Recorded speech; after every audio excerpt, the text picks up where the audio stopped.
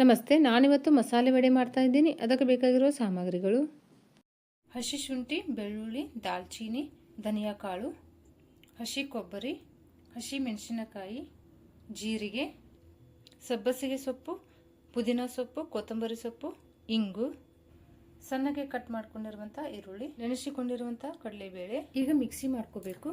ಮೊದಲಿಗೆ ನಾನು ಧನಿಯಾ ಕಾಳು, ದಾಲ್ಚಿನ್ನಿ ಹಾಕೋತೀನಿ. ಒಂದು ಸ್ವಲ್ಪ ಜೀರಿಗೆ ಹಾಕೊಂಡು ಸ್ವಲ್ಪ ತರಿತರಿಯಾಗಿ ಮಿಕ್ಸಿ ಮಾಡ್ಕೋತೀನಿ. ಇದು ಡ್ರೈ ಇರೋದ್ರಿಂದ ತರಿತರಿಯಾಗಿ, ಇದರಲ್ಲಿ ನಾನು ಕೊಬ್ಬರಿ ಎಲ್ಲ ಹಾಕಿದ್ರೆ ಇದು ಹಾಗೆ ಉಳಿದು ಬಿಡುತ್ತೆ. ಅದಕ್ಕೆ ನಾನು ಮೊದಲು ಇದನ್ನ ತರಿತರಿಯಾಗಿ ಮಿಕ್ಸಿ ಮಾಡ್ಕೊಂಡ್ಬಿಡ್ತೀನಿ. ನೋಡಿ, ಈ ರೀತಿ ನಾನು ಪೌಡರ್ನ ಮಾಡ್ಕೊಂಡಿದ್ದೀನಿ. ಇದರಲ್ಲೇ ನೀವು ಹಸಿ ಶುಂಠಿ, ಬೆಳ್ಳುಳ್ಳಿನ ಹಾಕೊಂಡ್ಬಿಡಿ. ಇಂಗು ಪೌಡರ್ ಇದೆ, ಆದ್ರೆ ಇದರಲ್ಲೇ ಇಲ್ಲಾಂದ್ರೆ ನೀವು ಡೈರೆಕ್ಟ್ ಮಿಕ್ಸ್ ಮಾಡ್ಕೊತಿರ್ತಾರಲ್ಲ ಬೇಳೆನ, ಅದರಲ್ಲೇ ಹಾಕೊಂಡ್ಬಿಡಿ. ಹಸಿ ಕೊಬ್ಬರಿನ ನಾನು ಒಂದು ಬೌಲ್ನಷ್ಟು ಹಾಕೋತಾ ಇದ್ದೀನಿ.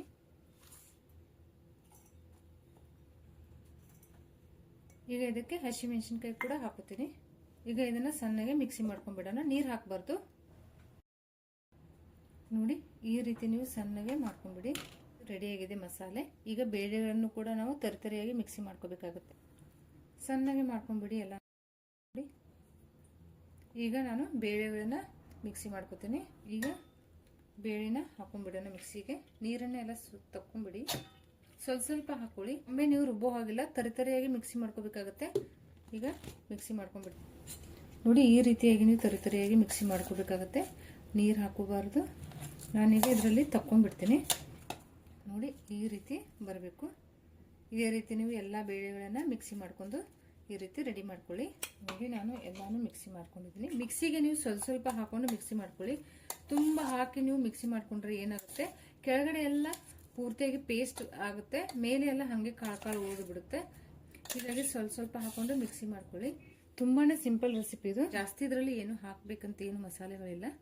ಪಟಾಪಟ್ ಅಂತ ಮಾಡ್ಕೋಬಹುದು ನೀವು. ಈಗಿದ ಮಸಾಲೆ ಇರುತ್ತಲ್ಲ ಎಲ್ಲ ಇದಕ್ಕೆ ಹಾಕೊಂಡ್ಬಿಡಿ. ಮಸಾಲೆ ಹಾಕಿದ್ದಾಯ್ತು. ಈಗ ಒಂದೊಂದು ಸೊಪ್ಪುಗಳನ್ನು ನಾನಿಲ್ಲಿ ಸಬ್ಬಸಿಗೆ ಸೊಪ್ಪು ಇರುತ್ತಲ್ಲ, ವಾಶ್ ಮಾಡಿ ಇಟ್ಕೊಂಡಿದ್ದೀನಿ, ಅದನ್ನು ಹಾಕೋತೀನಿ.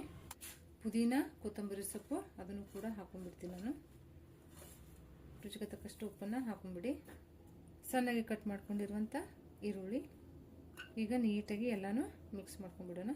ಈರುಳ್ಳಿ ನಿಮಗೆ ಎಷ್ಟು ಬೇಕೋ ಅದನ್ನು ನೋಡಿಕೊಂಡು ಹಾಕೊಳ್ಳಿ ಪ್ರಮಾಣನ. ಜಾಸ್ತಿ ಬೇಕಂದ್ರೆ ಜಾಸ್ತಿ. ಈರುಳ್ಳಿ ಕೂಡ ಚೆನ್ನಾಗಿರುತ್ತೆ. ಚೆನ್ನಾಗಿ ಮಿಕ್ಸ್ ಮಾಡ್ಕೊತೀನಿ. ಸ್ವಲ್ಪ ಸಣ್ಣದಾಗಿದೆ ಮಿಕ್ಸ್ ಮಾಡ್ಕೊಳ್ಳೋಕ್ಕೆ. ಒಂದು ದೊಡ್ಡ ಬೌಲನ್ನು ತೊಗೋತೀನಿ. ನೋಡಿ, ಇದರಲ್ಲಿ ಸ್ವಲ್ಪ ಈ ರೀತಿ ಅಗಲ ಇದ್ದರೆ ನೀಟಾಗಿ ಮಿಕ್ಸ್ ಮಾಡ್ಕೋಬೋದು. ಚೆನ್ನಾಗಿ ಮಿಕ್ಸ್ ಆಗುತ್ತೆ. ನೋಡಿ, ನೀವು ನೀರು ಹಾಕೋ ಅವಶ್ಯಕತೆನೇ ಇಲ್ಲ. ಇದು ತಾನಾಗೆ ಉಂಡೆ ಆಗಿಬಿಡುತ್ತೆ. ತೋರಿಸ್ತೀನಿ ನೋಡಿ, ಪ್ರೆಸ್ ಮಾಡಿದರೆ ಆಗಿಬಿಡುತ್ತೆ.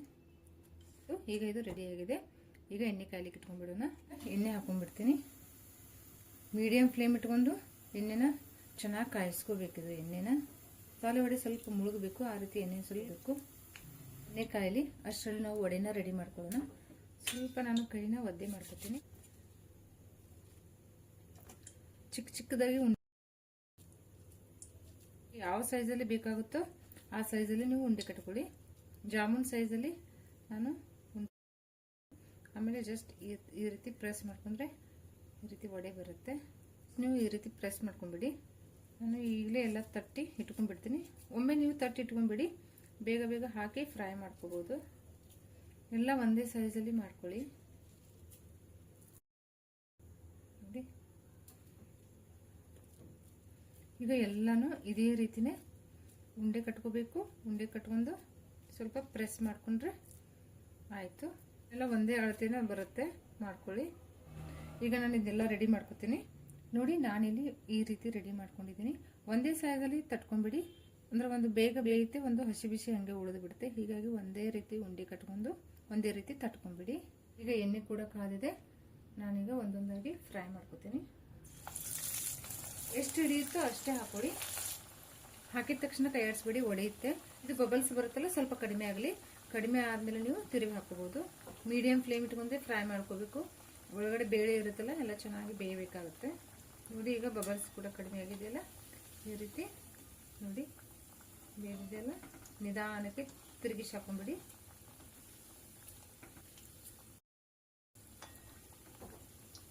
ತಿರುವಿ ಹಾಕೊಂಡು ಫ್ರೈ ಮಾಡ್ಕೊಳ್ಳಿ. ಎಲ್ಲ ಕಡೆ ಬೇಯಬೇಕಿದು. ನೋಡಿ ಕಲರ್ ಚೇಂಜ್ ಆಗ್ತಾ ಇದೆ.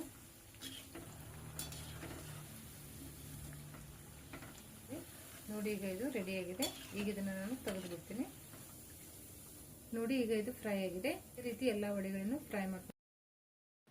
ನೋಡಿ ಈಗ ಮಸಾಲೆ ವಡೆ ರೆಡಿ ಆಗಿದೆ. ತುಂಬಾನೇ ಚೆನ್ನಾಗಿರುತ್ತೆ. ಟ್ರೈ ಮಾಡಿ ನೋಡಿ.